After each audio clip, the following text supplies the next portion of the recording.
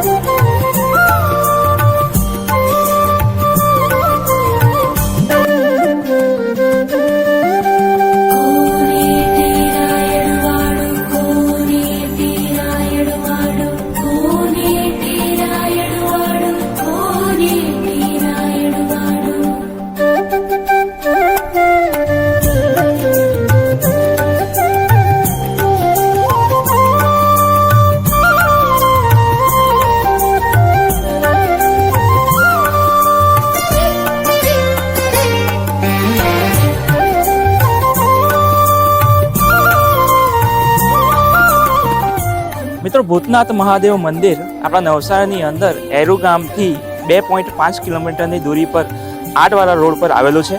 અને આ મંદિરનું એક અલગ જ મહત્ત્વ છે લોકોમાં. અને ગામના લોકો, આજુબાજુના લોકો, ઘણા દૂર દૂરથી લોકો પણ આવે છે અહીંયા આ મંદિરની વિઝિટ કરે છે અને ભોલેનાથના દર્શન કરી મનની શાંતિ માટે અહીંયા પ્રાર્થનાઓ કરે છે.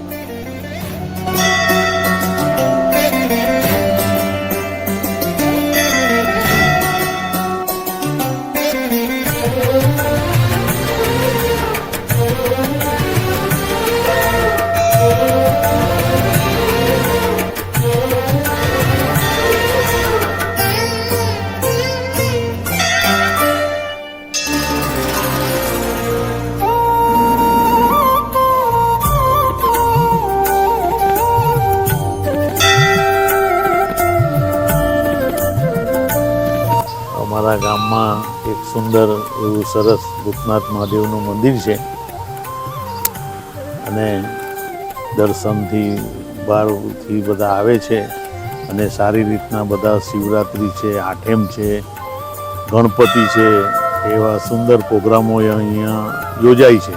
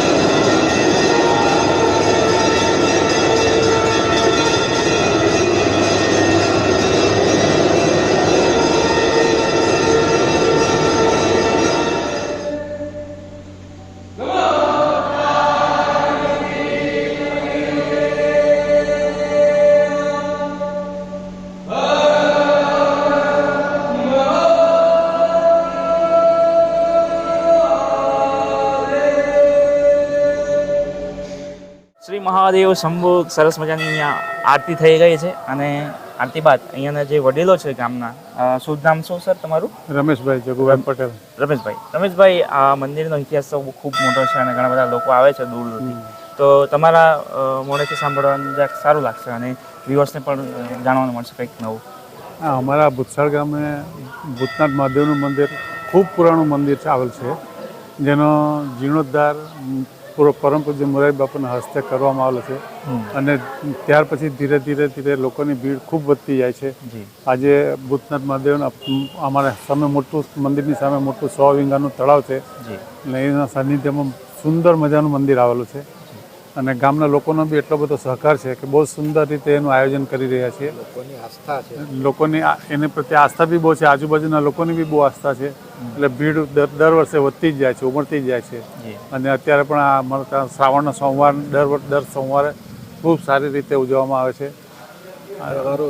તહેવારો જેવી રીતે કે જન્માષ્ટમી છે, ગણપતિ ચોથ છે, ગણપતિ વિસર્જન છે, ગણપતિ ચોથ છે, શિવરાત્રિ છે. શિવરાત્રિનો બહુ મોટો ઉત્સવ કરવામાં આવે છે અહીંયા આગળ. ને એ સોમવાર છે, સોમવારના ભજન થાય છે.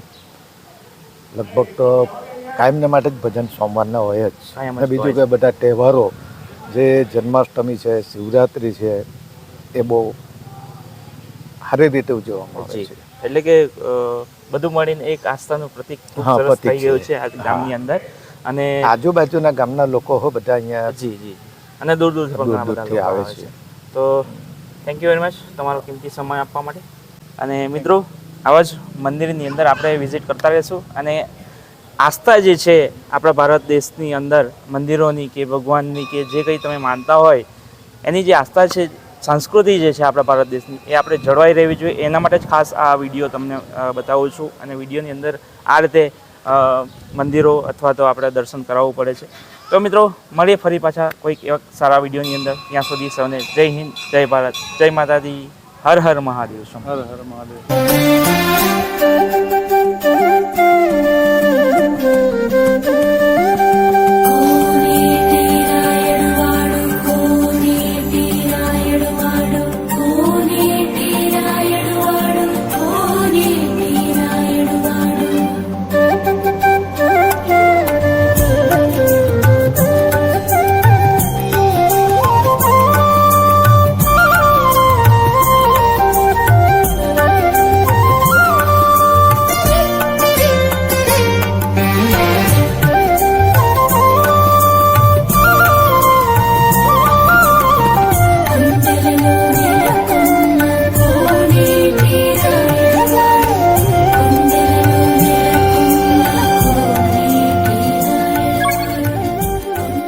Subscribe now, Money Patel Vlog.